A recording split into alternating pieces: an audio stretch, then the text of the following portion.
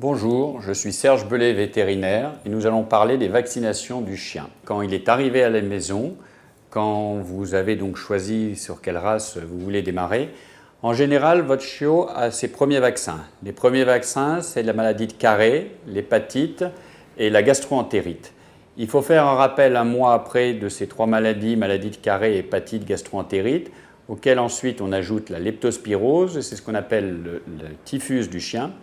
Et un mois après, nous ferons donc uniquement le rappel du typhus du chien avec la rage. Il est recommandé de vacciner votre chien contre la rage, même si en France ce n'est pas obligatoire. À partir du moment où votre animal est vacciné contre la rage, et ça c'est une obligation depuis 1999 pour les chiens, il doit être obligatoirement identifié. Identifié soit par tatouage, soit par puce électronique. Et quand nous allons faire le vaccin contre la rage, tous ces documents, vaccination contre la rage, identification et passeport, vous seront délivrés par votre vétérinaire. Et c'est sur le support du passeport que tout sera indiqué sur l'identification de l'animal, sur la vaccination de la rage et sur les rappels de ces vaccins.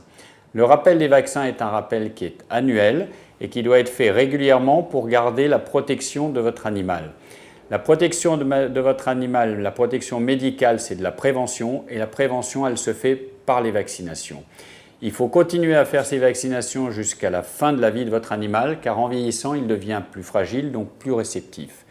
Il existe deux autres vaccins que l'on peut faire. C'est le vaccin contre la pyroplasmose. La pyroplasmose, c'est une maladie qui est transmise par les tiques.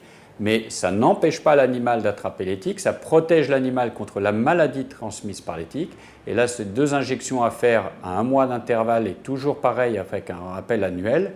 Et ce qui ne vous empêche pas de protéger votre animal contre les tiques par différentes méthodes antiparasitaires.